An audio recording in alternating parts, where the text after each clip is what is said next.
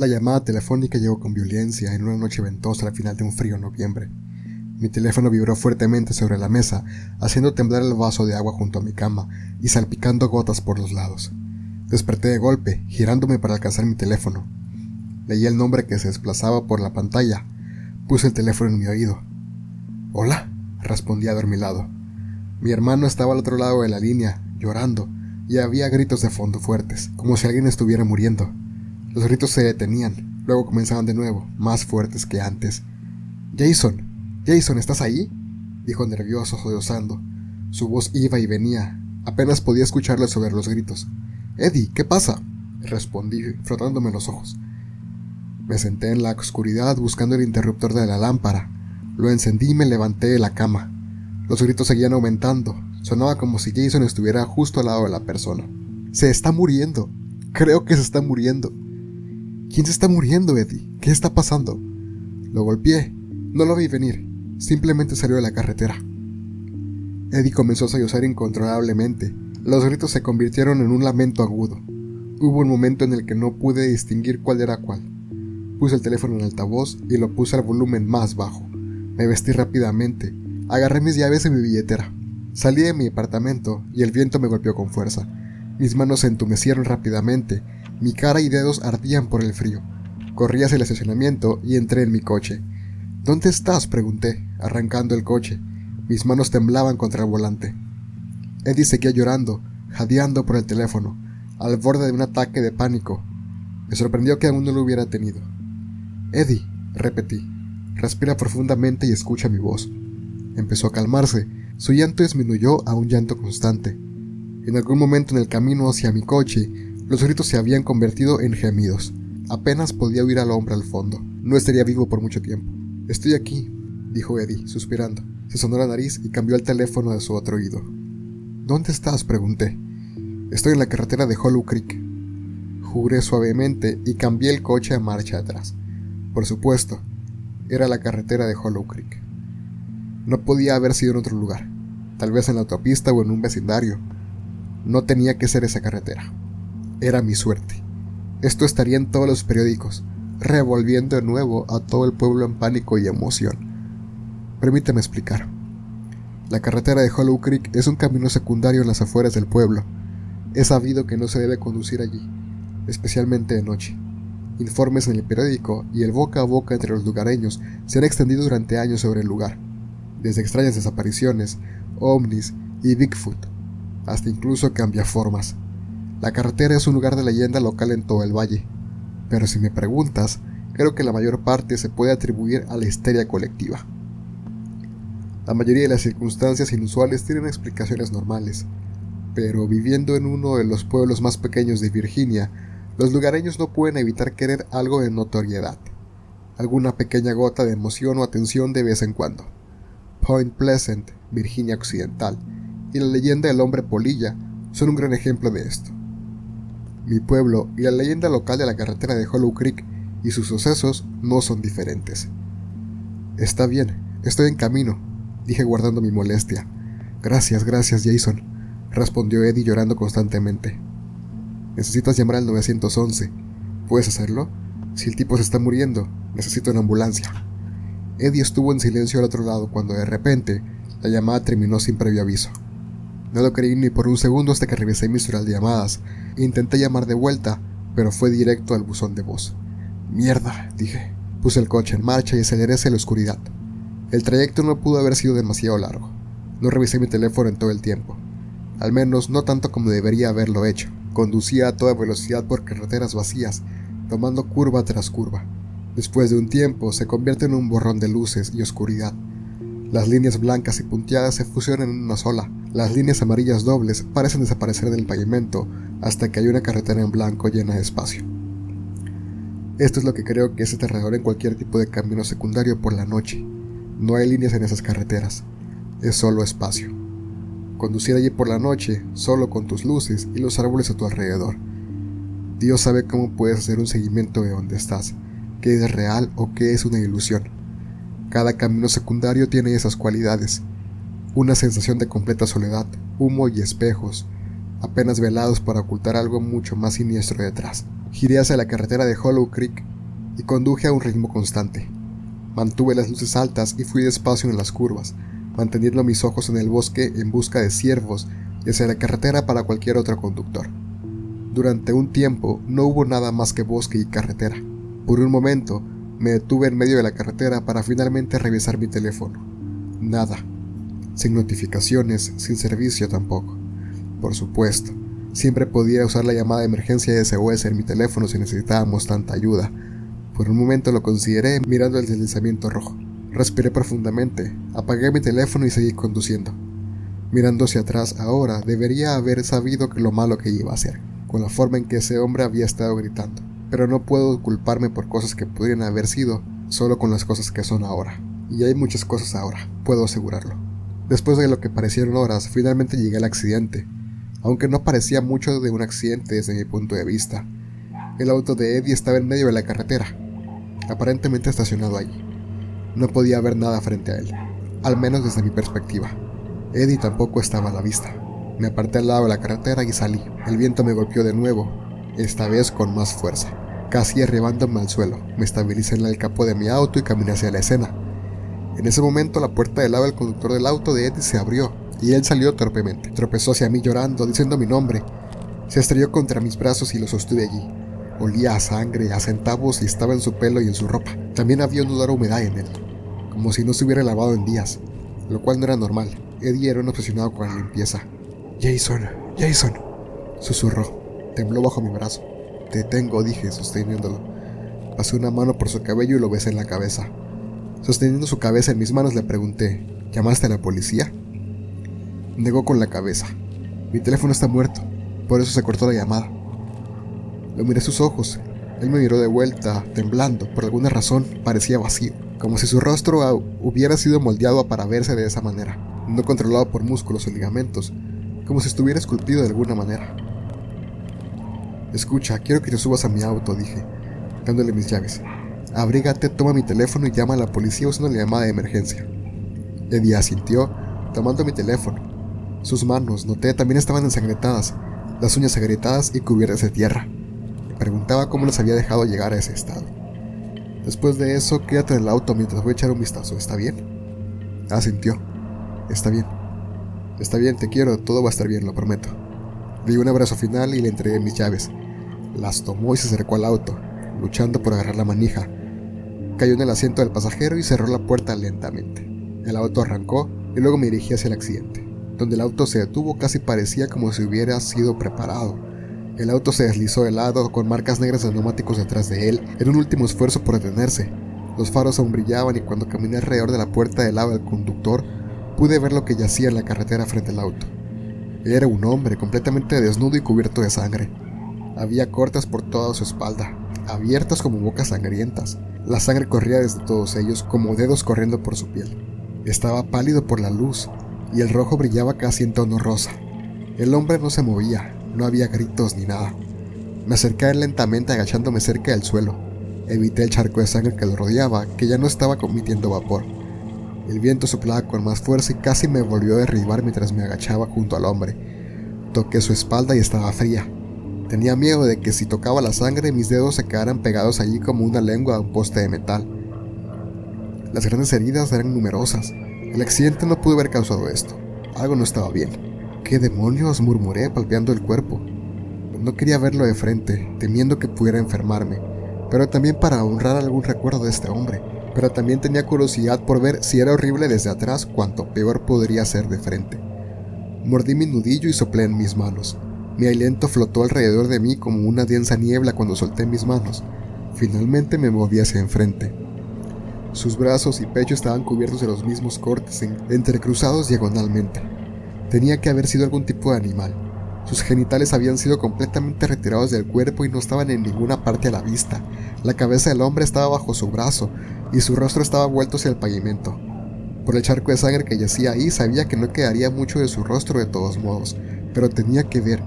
Necesitaba saber cómo era. El viento aullaba contra la noche, haciendo que los árboles se golpearan entre sí. Crujían y chocaban, sonando como huesos. Un escalofrío recorrió mi cuerpo, subiendo hasta mi cuello donde mi cabello se erizaba.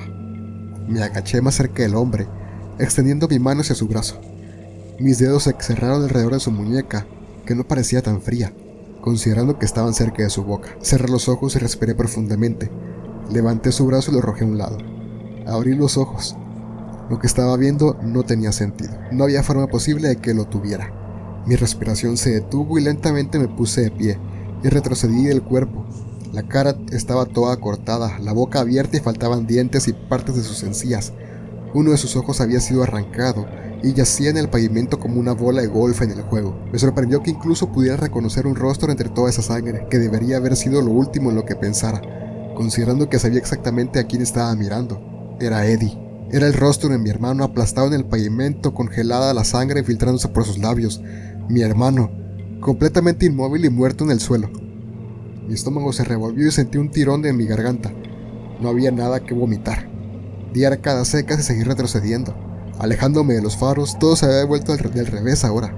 La llamada telefónica, el viaje allí, la interacción con Eddie. Eddie, la persona con la que había hablado por teléfono y en persona, y que ahora estaba sentada en mi auto, no era mi hermano. ¿Por qué los policías aún no habían llegado? Metí las manos en mis bolsillos en busca de mis llaves y luego recordé. Él las tenía. Casi me reí de lo terrible que era. El puro shock casi me llevaba al ataque de risa. Lo ves en cada película de terror y lo lees en cada novela de terror. Sin teléfono, sin llaves, sin salida. Eres solo tú y lo que quedaba allí para mí no era mi hermano. Jason. La voz que me llamó venía del bosque. Era un susurro bajo y ronco. Se deslizó contra mi piel y oídos. Me estremecí y me alejé de los faros caminando rápido hacia el auto de Eddie. Tiré de la manija, tenía seguro. Mierda. Jason, por favor. La voz suplicaba como la de un niño. Sonaba exactamente como Eddie, como sonaba cuando era un niño, llamando a su hermano mayor para que lo salvara. No respondí. Me escondí detrás de la puerta del pasajero y cerré los ojos. Los abrí y miré a mi alrededor. No había nadie, ni nada. Pero había algunas rocas en el borde de la carretera. Grandes en tamaños con bordes irregulares. Jason, te quiero. Jason, te necesito. Eso no eres tú. Eso no eres tú. Eso no eres tú. Murmuré repetidamente. Entonces la voz rió fríamente y vibró a través del viento, llevándolo a través de la carretera y por todas partes a mi alrededor. Me estremecí bajo el peso de eso. Simplemente sal. La voz susurró delicadamente. Me incliné hacia adelante sobre mis rodillas y gateé hacia el borde de la carretera. Recogí la roca más grande que había y luego otra más pequeña junto a ella. La sostuve en mis manos y me recosté nuevamente contra el auto suavemente. Esperaba que no me hubiera visto. Sabes que te quiero. La voz tiritó en una voz que sonaba como la de Eddie, excepto que estaba desgarrada. Se fusionaba desde un Eddie mayor a un Eddie más joven de rápida sucesión. De un solo movimiento me levanté en un pie y me agaché alrededor del lado del auto. El faro me cegó por un momento y luego pude ver claramente al otro lado de la carretera, donde estaba estacionado mi auto. La puerta del pasajero estaba abierta y huellas fanjosas recorrían el pavimento, dirigiéndose hacia el bosque, hacia la oscuridad. Más allá del auto pude ver una figura en el bosque. Estaba quieta, esbelta, completamente negra incluso en la oscuridad. No podía decir si me estaba mirando, pero tuve que arriesgarme a que no lo sabía. Lancé la roca más pequeña al costado de mi auto, cerca de una de las ventanas traseras. Inmediatamente después me puse de pie sobre ambos pies. Levanté la otra roca y rompí la ventana del asiento del pasajero. Se agrietó pero no se rompió. Escuché el rápido tratar de los pasos desde la distancia. Entré en pánico y golpeé la ventana nuevamente y se rompió. Frenéticamente metí la mano. Me corté los dedos con el vidrio y tiré la manija desde el interior. La puerta se abrió y me lancé adentro. Subí al asiento del conductor y busqué torpemente el encendido. Sentí las llaves allí y arranqué el auto. Miré por la ventana junto a mí y por un momento vi lo que parecía a Eddie parado en el lado del conductor de mi auto. Me estaba mirando sin emociones. Luego sonrió revelando grandes filas de dientes afilados como agujas. Su mandíbula se desencajó y se abrió hacia mí. Y se rió. Una sonrisa aguda que perforó la noche en mis oídos. Grité. Puse el auto en drive y aceleré por la carretera, ignorando todo lo demás. Grité durante no sé cuánto tiempo. Lloré, sollocé y golpeé el volante. Encendí las luces altas y seguí conduciendo sin reducir la velocidad. Finalmente disminuí la velocidad. Me detuve en medio de la carretera. Respiré profundamente y mantuve mis manos en el volante. Y levanté mis manos enterrando mi rostro en ellas y sollocé. Los pocos días después apenas los recuerdo. En algún momento llegué a casa. Desperté en la parte trasera del auto de Eddie en el estacionamiento, junto a mi apartamento. A medida que los recuerdos comenzaban a volver a mí, lloré durante días. acompañado de constantes pesadillas y ataques de pánico. Finalmente presenté un informe de persona desaparecida, después de que mi madre me llamó sobre Eddie. Estaba preocupada, e incapaz de comunicarse con él. ¿Lo has visto?, preguntó. Su respiración era rápida y llena de pánico. Apreté los dientes, conteniendo la respiración. No lo he visto. No me he llamado ni he enviado un mensaje de vuelta. Maldición, siseó colgándome. Unos días después de esa llamada, encontraron mi auto estacionado en el costado de la carretera donde lo había dejado. Revisaron todo tipo de cámaras, ninguna de las cuales estaba cerca de la carretera de Hollow Creek. Considerando lo rural que era fuera de la ciudad, la única grabación que pueden encontrar fue la de mi auto circulando a toda velocidad por las carreteras en medio de la noche. En el auto encontraron sangre y materia de piel, todo lo cual era de Eddie. Por supuesto me interrogaron, considerando que era mi auto con su sangre y piel, con el auto de día fuera de mi apartamento y la grabación de esa misma noche. Y la respuesta, al menos según lo que les dije después del interrogatorio, fue veraz para ellos. En un ataque de pánico o angustia mental desconocida, Eddie había conducido hasta mi apartamento, incapaz de comunicarse conmigo porque yo estaba dormido en mi departamento. Dejó su auto y tomó el mío por razones desconocidas, considerando que apenas había gasolina en el auto de Eddie, ya que se quedó allí. Es posible que se quedara sin gasolina y entrara en pánico, pero eso no estaba confirmado. En cuanto a la ventana rota y algunas cosas faltantes dentro del auto, muy bien podría haber sido un robo, y de alguna manera terminó en la carretera de Hollow Creek, con su sangre y material de piel en el asiento del pasajero de mi auto y un rastro de sangre que llevaba al bosque. Para aclarar cualquier mala conducta de mi parte, agregué rápidamente una mentira que mi hermano había estado sufriendo un alto estrés debido a sus clases universitarias, combinado con su trabajo a tiempo parcial. También les dije que tenía antecedentes de problemas de salud mental, al igual que el resto de mi familia, lo cual era cierto en cierto grado, sin saber que esto limpiaría mi nombre, y lo dejé así. Nunca me volvieron a interrogar, se movieron hacia otras cosas. No hubo menciones del vidrio roto en la carretera. Me dijeron que no encontraron cuerpo cerca de la escena. La carretera estaba limpia de sangre o cualquier cosa que pudiera haber sido considerada como evidencia de los restos de Eddie. Me dijeron palabra por palabra que después de que entró en el bosque desapareció sin dejar rastro. Hubo grupos de búsqueda durante días, incluso semanas. Nada. Eventualmente todo se desvaneció en callejones sin salida. Y durante mucho tiempo el pueblo estuvo en silencio.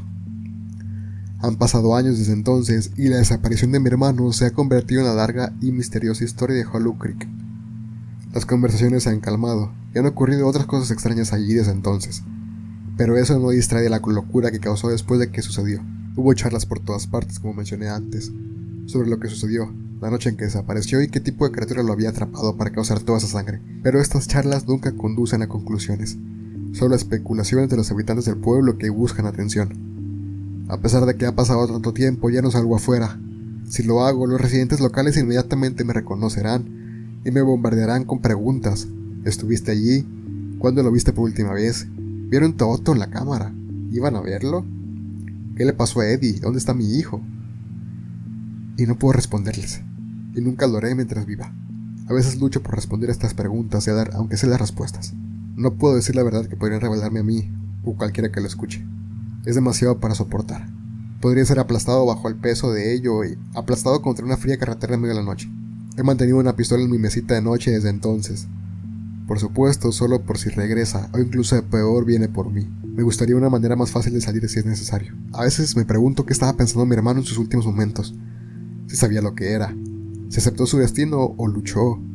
Me gusta pensar que fue rápido para él como para una vela. Otras veces no creo que haya sido tan fácil. Me imagino que los gritos que escuché y no podía evitar preguntarme si era él. Tal vez sintió que esa cosa se abría paso en su espalda y estómago, destrozando sus dientes y arrancándole el ojo. En este punto ya no me gusta reflexionar al respecto. No se obtiene nada bueno de eso. El incluso recuerdo de mi hermano ahora existen páginas de Wikipedia y artículos de periódicos. Estoy seguro de que algún día se hará un documental y su nombre aparecerá en algún lugar. Pueden intentar entrevistar a mi familia y pueden tener éxito, pero no llegarán a mí. Lo que sea que se llevó a mi hermano, que se transformó en él, está grabado en mi memoria, y hago todo en mi poder para mantenerlo lo más lejos posible de mí, y de todo lo que ha seguido desde entonces. Excepto que no es posible, porque en noches como esta, cuando está oscuro y hace frío, con el viento soplando contra las ventanas del departamento, siempre está en forma de mi hermano. Siempre. Estoy seguro de que tiene otras formas, otras personas en las que podría transformarse, pero siempre elige a Eddie, y a veces es agradable verlo porque por un momento puedo fingir que es él mirándome desde la calle fuera de mi ventana de mi apartamento, saludándome, Nunca saludo a pesar de mis tentaciones. El viento nunca despeina su cabello, nunca lo derriba, nunca lo hace temblar. Me mira y yo le devuelvo la mirada. Es como un horrible juego de quién puede apartar la mirada primero. Es gracioso cuando pienso en eso a veces. Eddie y yo solíamos jugar ese juego cuando éramos niños. Me pregunto cómo lo sabe. Eso me hace querer sonreír aún más, y casi sonrío cada vez, hasta que sonríe de vuelta hacia mí con la mandíbula desencajada, la oscuridad más allá de ella con hileras blancas de dientes afilados como agujas y ojos azul claro que brillan como joyas en un cofre del tesoro. Y entonces se ríe, y ríe, y ríe, y ríe.